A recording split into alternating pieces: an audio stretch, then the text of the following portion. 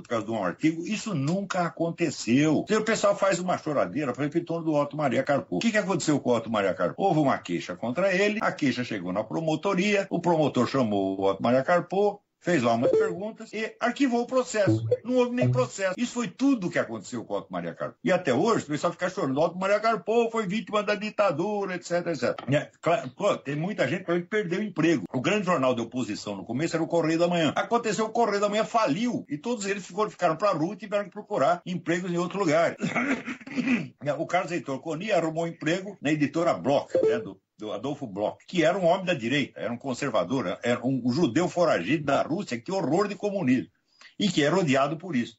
Bastou o coitado do Coni arrumar um emprego na Manchete, o pessoal da esquerda fez a caveira dele, como se tivesse sobrando emprego na época, né? A gente ia escolher emprego. Se você ia trabalhar para o Bloch, né, ou ia trabalhar para o Henri Maxud, o pessoal fazia a tua caveira. Então, você vira, o pessoal da esquerda não só dominava as grandes redações, dominava a grande mídia e dominava a mídia nanica também.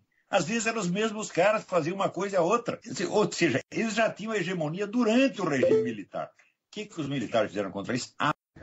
Então não dá nem para dizer que os militares, que a hegemonia é culpa dos militares, né? Quer dizer, que a hegemonia atual já foi durante. A hegemonia foi entregue de mão beijada para isso pelo próprio governo militar, que eram os camaradas que tinham mentalidade revolucionária, sim. Quando eles adotaram o nome de revolução, não foi só para fins de propaganda. Eles tinham a ideia revolucionária, refazer a sociedade brasileira de alto a baixo, por meio da concentração do poder. Isso é a definição de uma revolução. Eles fizeram uma revolução, sim. E esse foi exatamente o problema. Veja, o golpe foi justo. A revolução foi injusta, absurda e errada, embora tenha tido alguns sucessos inegáveis no ponto de vista econômico. Que você vê, durante o tempo do Médici, se você for ver o número de brasileiros que saíram da miséria, saíram da marginalidade para se integrar no sistema econômico, foi aqui uns 30% ou 40% da população brasileira no mínimo. Então isso põe o fome zero no chinelo, o que o Médici fez. Só que ele não ficava dando esmola para os caras, deu emprego. Então a realização econômica, nós temos que tirar o chapéu. O governo Médici fez prodígio na esfera econômica. É claro, mas a má distribuição de renda continua. Mas é claro, você não pode resolver tudo de uma vez, né? Mas ainda mesmo no esquema na área da distribuição de renda, fez muito mais do que está fazendo o PT agora. O PT só está dando esmola para colher voto. Tanto que você vê, o pessoal diz, mas o Lula tinha não sei quanto por cento de aprovação. O Médici tinha 82% de aprovação na última semana de governo. Então, o pessoal sabia o que era um bom. Do ponto de vista econômico e administrativo, o Médici foi o maior presidente que esse país já teve. Depois veio o Geisel, que fez um monte de cagada, e o Figueiredo também, mas durante o período do Médici, o país foi bem administrado. Agora, em matéria de política, esses caras eram cegos. Em matéria de política e de cultura, totalmente cegos. Você vê, o brasileiro tem preconceito contra a política. Ele acha que política é coisa para gente que não presta. Então ele deixa os bandidos tudo ocupar todos os lugares na política e depois fica se queixando. Então, o preconceito antipolítico brasileiro é uma herança positivista. E esse preconceito vigorava tanto na cabeça dos milicos quanto na cabeça da população em geral. Então, você deixa a política só para os bandidos tomam conta, porra. Aí hoje tem o militante apolítico, né? Militante apolítico, mas não fizeram movimento de protesto. Esse é um protesto apolítico. E você já viu o que é isso? É um quadrado redondo, meu Deus. Agora, vamos ver outro aspecto. Estou falando aqui, os militares, eles foram omissos no combate ao comunismo. Omissos na luta cultural e na esfera educacional. A única preocupação do governo em matéria de educação naquela época era abrir vagas. Abrir uma faculdade em cada esquina para todo mundo ser doutor. E deu no que deu. Hoje, o Brasil tem 50% de estudantes universitários analfabetos funcionais. Começou agora? Foi culpa do PT? Não, veio desde aquele tempo. O PT agravou a coisa formidavelmente, sim. Mas não foi ele que começou. Agora, vamos avaliar um outro ponto. Eu estou dizendo que o pessoal militar se omitiu. Mas os líderes liberais e conservadores que vieram depois do regime militar também se omitiram gravemente. Vou lhe dizer uma coisa. Aconteceu, por exemplo, esse caso da Raquel Sherazade. Estão acusando a Raquel Sherazade de apologia do crime, porque ela disse que a reação popular contra um delinquente é uma coisa compreensível. Ou seja, ela está explicando, claro que fazer justiça com as próprias mãos é um delito, mas ela está explicando o delito em função. Dizia para o pessoal liberal e conservador, vocês não vão processar esses filhos da puta? Eles estão fazendo apologia do crime. Você veja, a OAB e a ABI, Associação Brasileira de Imprensa, de mãozinhas dadas, lançaram o livro do chefe do Comando Vermelho, William Lima da Silva, aplaudindo o cara, todos os doutores, os ministros lá aplaudindo o cara, que estava justificando as atividades do Comando Vermelho com um protesto social. Então, a partir da hora de você se praticar a apologia do crime durante 60 anos sem você reclamar, chega um dia, um desses apologistas do crime descobre alguma coisa que se parece de longe com o que eles estão fazendo e diz, é a nossa chance. Já que eles não nos processaram, nós vamos processá-los. Exatamente o que está acontecendo. Agora, aí também, eu expliquei, né, pedi, implorei, esbravejei, não adiantou nada. Então, o que vocês querem? Vocês não processam o criminoso, segundo dia o criminoso processa você. É como aconteceu aqui nos Estados Unidos, teve um sujeito que assaltou um supermercado e depois processou o supermercado porque ele disse que ele teve estafa nervosa durante o assalto, coitadinho. Pois eu não sei o processo, mas o que esses caras estão fazendo é isso. Os apologistas, os maiores apologistas do crime que esse país já conheceu, estão processando uma pessoa que não fez apologia do crime, que apenas pareceu fazê-lo. Pareceu fazer uma coisa igual ao que eles estavam fazendo. Só que essa pessoa é da direita. Então, o que faz? O criminoso pega uma pessoa inocente e diz, nós vamos sacrificar, já que nós não fomos sacrificados. Então, agora pergunta, cadê aqueles líderes liberais com que eu conversava 20 anos atrás aí, que eles estão pensando, não, nós temos apenas que fazer a propaganda das ideias liberais. Eu disse que vocês não querem fazer luta política, não. E não eram pessoas intelectuais, eram senadores, eram deputados. Então, olha, por exemplo, outro dia fizeram uma passeata dizendo, nós queremos intervenção militar. Eu digo, peraí, você já esgotou os outros meios? Por exemplo, quantos processos você fez contra essa gente? Você tentou a via judicial? Não tentaram nada. Agora, você vê, o pessoal da esquerda fica procurando qualquer pretexto para processar alguém, mesmo que o processo não dê certo, queima a reputação do desgraçado. Eles não param de fazer isso, eles fazem isso o tempo todo. Bom, pelo contrário, professor, tinha até gente... Resposta aqui, estou trabalhando para você, porque a sua mãe já está velha demais para ir pro puteiro, tá entendendo? Você tá... passando fome, eu estou trabalhando para te sustentar, vagabundo. Então, essa coisa, essa insinuação de venalidade é resultado desse preconceito apolítico brasileiro. O sujeito não quer ter uma atitude política, então o que ele faz? Ele capricha no moralismo, vai para o discurso moralista. Eu sempre disse, o combate à corrupção é inócuo, meu filho.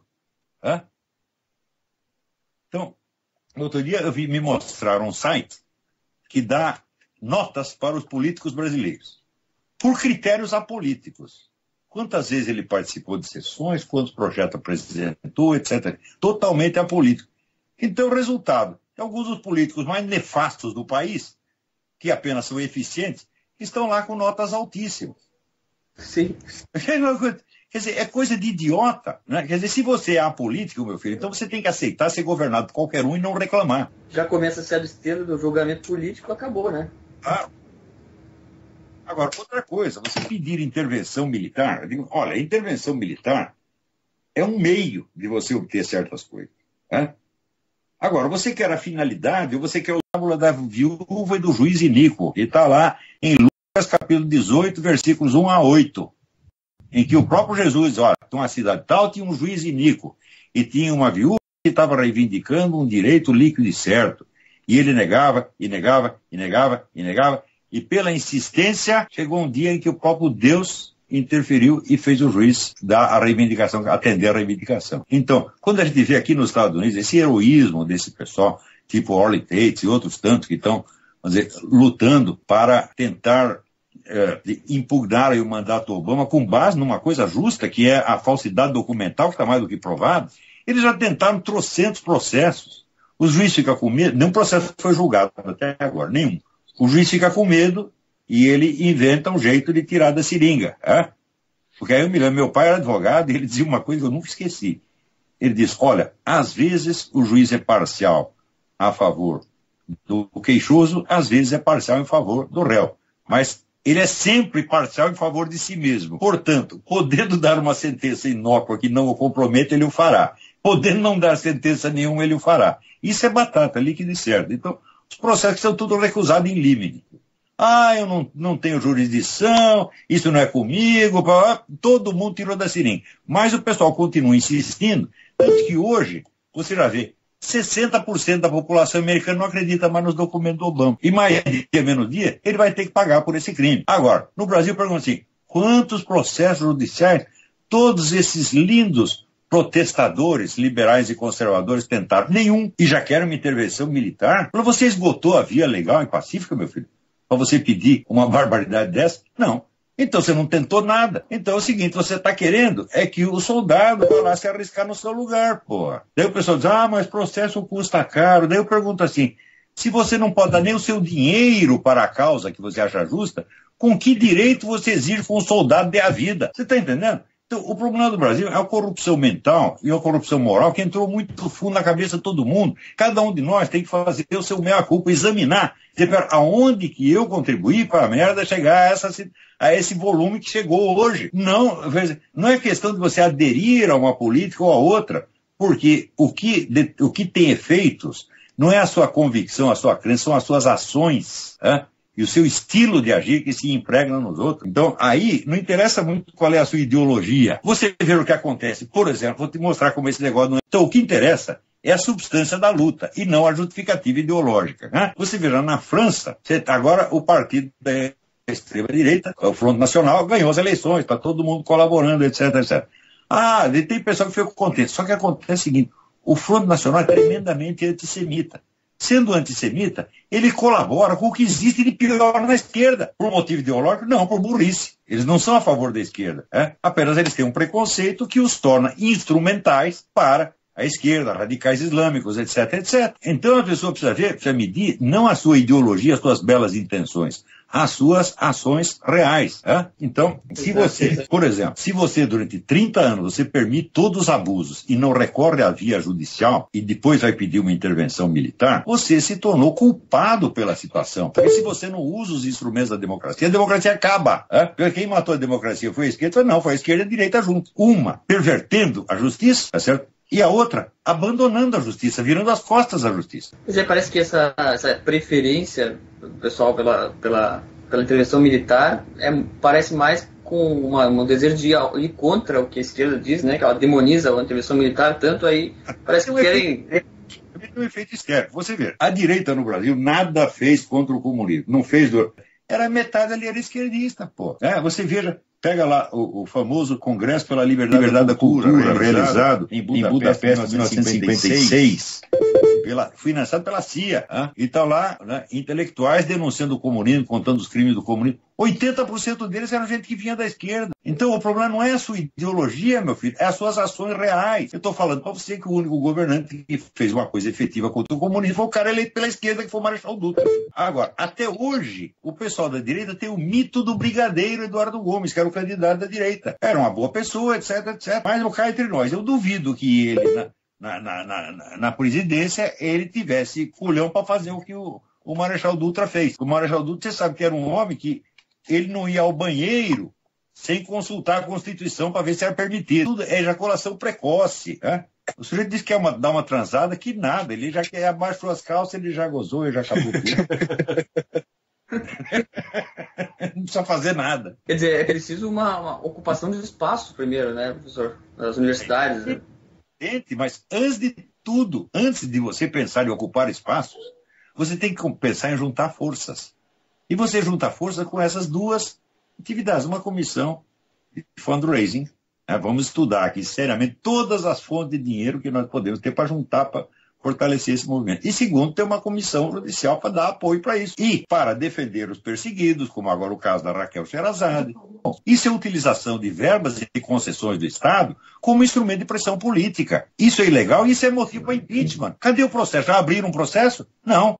Vamos fazer um processo para defender o Paulo Martins e a Raquel Sherazade. Não adianta você defender o cara, se você defende, os defende, tá certo? Você já perdeu a briga, você tem que atacar o criminoso, meu Deus do céu. Essa dona Jandira Fegali já era para dizer, olha, dona, a senhora está usando o Estado como instrumento de pressão em favor do seu partido e nós vamos pedir a cassação do seu mandato. E a dona Dilma também, vamos pedir aqui o seu impeachment, porque a senhora está usando o Estado como instrumento de pressão para favorecer o seu partido, a sua facção ideológica. E isso é evidentemente ilegal. Eu não vi ninguém. Aí também não adianta, né? Veja, com esse negócio do SBT, o governo deu a cara a tapa, né? Ele mostrou a face integral da sua ilegalidade. E ninguém vai fazer nada contra isso? Vamos nos limitar. Claro que vamos defender a Raquel Sherazade, o Paulo Martins, etc, etc. Defender até o SBT, defender até os direitos do SBT, mas não basta isso. Ele vai estuprar na semana que vem. Então, prender o cara é tão obrigatório quanto socorrer a vítima. Mas esse país está tão louco que fizeram até essa campanha, eu não mereço ser estuprado. Você já viu uma coisa dessa? Zé. Já viu alguém ser estuprado por mérito? Só ficou analfabeto, ele não sabe mais o sentido das palavras. A mulher quer dizer, você não tem o direito de me estuprar. Em vez dela dizer isso, ela diz, eu não mereço ser estuprado. Eu digo, mas que coisa mais pobre, mais masoquista, essa campanha. Pois é, parece que foi feita uma pesquisa, né? E aí já motivou esse monte de manifestações aí que é pior do que a pesquisa. Imagina você que foi querendo te bater e você vai dizer, eu não mereço apanhar. Você está se fazendo de coitado, você está se humilhando, essa campanha é humilhante. O pessoal está tudo louco no Brasil, viu? O negócio está muito grave, muito grave. É verdade, é verdade. Gente, vocês têm uma missão. Para vocês todos que ou estudam comigo, ou aprendem alguma coisa comigo. Olha, eu não quero mudar a situação política do Brasil, não tenho poder para isso. Mas eu prometi para mim mesmo e para os meus alunos que nós íamos criar uma geração nova de intelectuais muito mais sérios, muito mais capazes do que todos esses que estão ocupando a universidade, mídias, e dando isso. E vocês, de algum modo, não sei se são meus alunos ou não, uns são, outros não são, vocês têm essa missão. A nossa missão, meu filho, não é só lutar por causas políticas, aliás, não é nem lutar por causa política nenhuma. Celebra a derrubada do João Goulart. A instauração da ditadura depois foi um erro, foi um crime e só trouxe dano, porque toda a política econômica que deu certo poderia ter sido aplicada no regime democrático. Veja, se você pega os líderes, os políticos mais amados do Brasil, ser certo ou errado, que era Carlos Lacerda, Adhemar de Barros e Juscelino Kubitschek, os três apoiaram o golpe. E os três foram destruídos pelo próprio regime militar. Como se justifica uma coisa dessa? E daí você tira militares absolutamente desconhecidos. Parece o Costa e Silva. Se o Costa e Silva não se elegeria vereador em São Tomé das Letras, ninguém sabe quem era.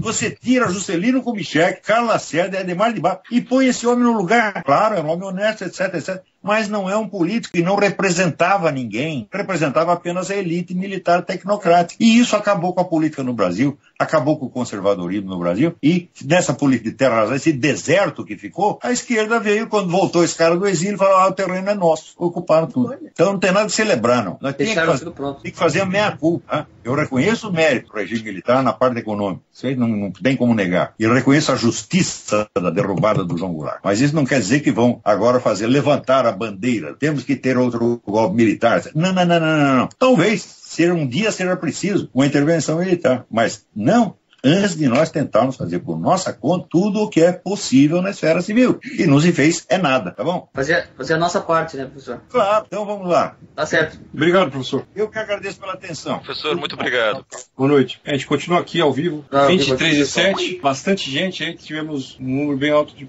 pessoas ouvindo e tivemos alguns probleminhas aí de queda, já está retomada aí, parece. Pois é, acabamos de conversar aí com o professor Olavo de Carvalho sobre o dia de hoje, que daqui a pouco termina, né, o finalzinho do dia já, mas é o dia do 31 de março aí, do golpe de 64, o contra-golpe de 64, ou Revolução de 64, né. O bom foi que deixou claro aí uma coisa que também foi uma canalice que fizeram com o Dr. Heitor de Paula, né? Levantaram uma falsidade contra ele, né? Ficou bem claro com quem a gente está lidando, né? Uma dica preciosa, né? Oi?